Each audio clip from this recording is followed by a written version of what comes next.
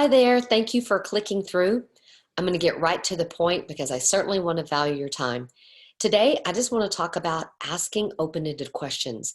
If you're not getting the results you want, you probably need to ask better questions. All day, we ask very closed-ended questions. We're expecting a yes or a no type of answer, and those are not powerful questions. So let me give you an example. If you were to say to somebody, "Why didn't you get that done?" What's their response going to be?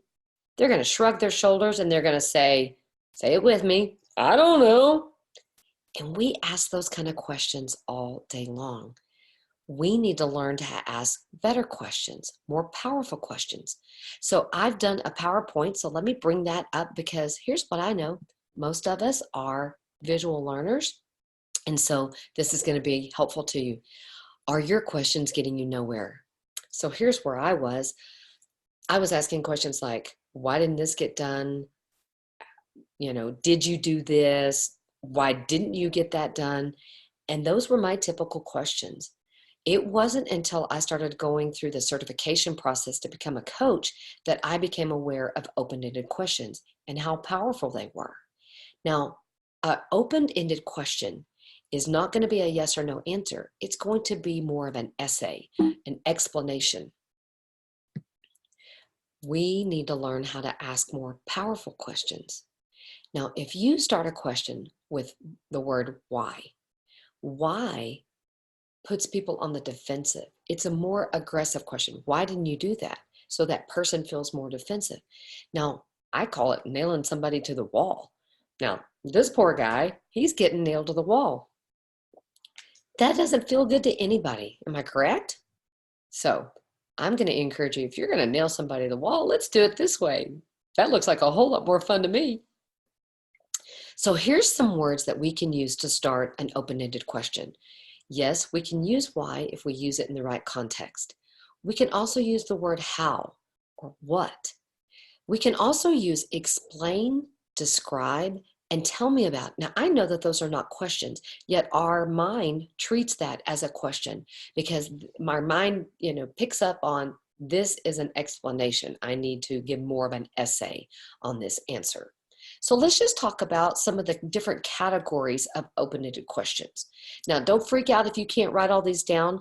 There's going to be a link where you can download a PDF not only of these questions, and also of additional questions, because honestly, I know how much it has really helped me in every area of my life to really have a better awareness of open-ended questions. So elaboration. Can you tell me more? And then you can ask, what else? We have been taught from a very young age that there's only one right answer. And then we go on to the next question. And we've not been taught to think and never go past that surface, the first answer that came to our brain. And we've never been diving deeper into our thoughts and what could be another right answer. So when we ask what else, and you can ask that after any open-ended question just to gain more clarity. And what we know is clarity is power. Another question, what are you doing to take responsibility? Wouldn't that be great if we could learn to take some responsibility in our society these days? What actions have you taken? Here's another category, evaluation. What is the opportunity here? What else? What do you think that means? That is an incredible, powerful question. What do you think that means? When you ask that question to somebody, you may be surprised at their answer. It may be a positive surprise. It may be a negative surprise. Yet either way, you're going to have better clarity of where they're at. And then you can bridge that gap of where you want them to be or where you expect them to be and where they actually are. And I'm sure you can see how helpful that would be. Learning and integration. What's your big aha on this? What thoughts have opened up? What did you discover about your thinking?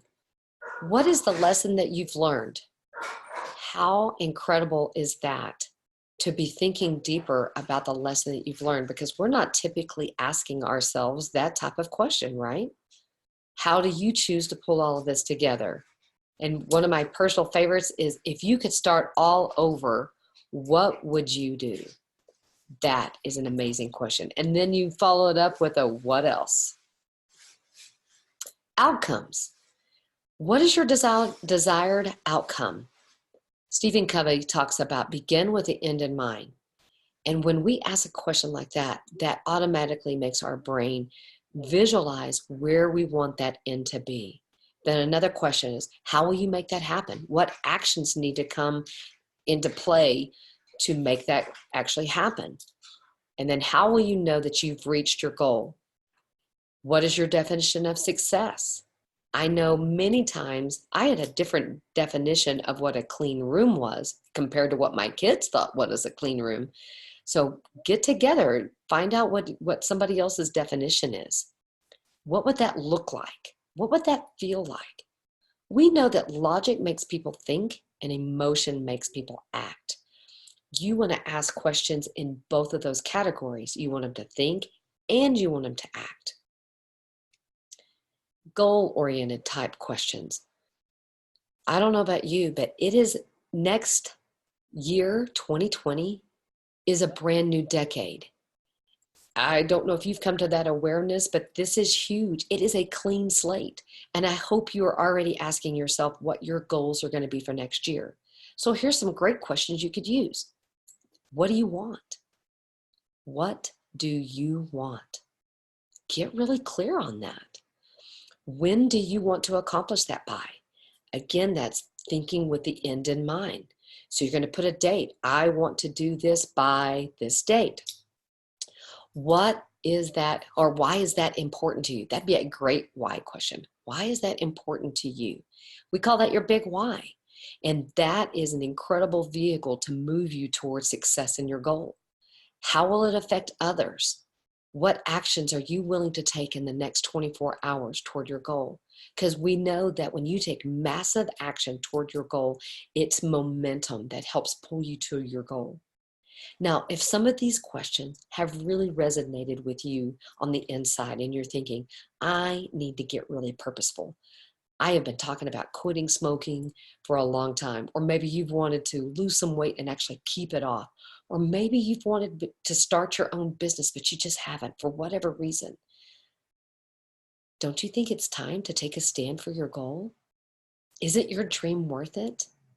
If this is resonating with your heart and you're saying, yes, this is what I want to achieve whatever that is for you. I want to tell you about a conference that's happening in January. It's called Project 2020, Get Clear on Your Goals. It's going to be January 20th from 8:30 to 4. And here's some of the things that we're going to be talking about. Your physical goal, your financial goal, your contribution goal, and how you want to give back, your career goal, and then your personal growth goal. Now, I know that this conference is going to be very different than probably any other conference that you've gone to. Now, it's an all women's conference. One of the things that makes this very different is we're going to be talking about your contribution goal.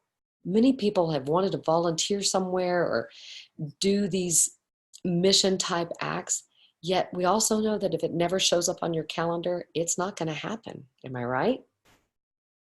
Another thing that's going to be very different about this conference is that we are going to have a written down strategy. You are going to develop your strategy of how to achieve this goal before you walk out the door. Because we've all gone to those conferences where it was a great conference, it had a notebook, and then you put that on your shelf and you never thought about it again. You are actually, because you didn't take the time to do the homework, that strategy, because we've built the time into this conference to actually write that down, think about it, and then resolve to make that happen. Another thing that's going to be different about this conference is you can opt into the accountability. And we know that that's the secret sauce. When you choose to get accountable to your goal, it goes up to 95% if you will make a reoccurring appointment with an accountability partner. That's your statistic of actually achieving the goal, is up to 95%. It's amazing. And I know that you want to choose to achieve your goal, right? So we want to partner with you. So here's some other details about the conference. Breakfast and lunch is going to be included. You're going to walk out the door with your notebook with your strategies to achieve your goal. Your accountability partner is going to be reaching out to you twice a month If you choose to opt into the accountability, then every month we are going to meet. Some months it's going to be a webinar. Some months it's actually going to be a lunch that's provided. The webinar is going to be at 20 o'clock, which is 8:20. If you're available to jump online and do that live, that's great. It's going to be recorded, so if you're not available, you can just watch it after that. Then you're also going to receive a weekly email encouraging you. We're going to be talking about the good, the bad, then the ugly, and the funny things that are coming up along the way. This is going to be your tribe. This is going to be a group of women that are standing with you so that you can achieve your goal. The last thing that I want to talk about is on November 20th, we're going to have a celebration mixer because we want to celebrate not only that you achieved your goal or you came like incredibly close to your goal, but it's about the growth. It's about your growth and your journey that took you through to new places that you've never achieved before. So now, if the conference is $299 and to opt into the accountability is $299. Yet if you choose to take a stand for your goal and register for the conference on or before January 10th, then it's a huge reduction. So the cost is only $450. Now, we also have another additional value to you. For those people who take advantage of the early bird, we want to value you and bring a webinar to you that we're going to be talking specifically about how to set yourself up for success, not just for your goals, but in every area of your life. Now, ladies, if on the inside you're thinking, okay, I'm ready to do this. I'm ready to get really purposeful, and 2020 is going to be my year. It's time to level up and make this happen. And you're going to be surrounded with a whole tribe of women who are doing the same thing. They're like-minded. They're purposeful. And if you're familiar with Think and Grow Rich, this quite possibly could become your mastermind group, because it's not just about achieving your goals. It's about a mindset, about thinking higher than you've thought before.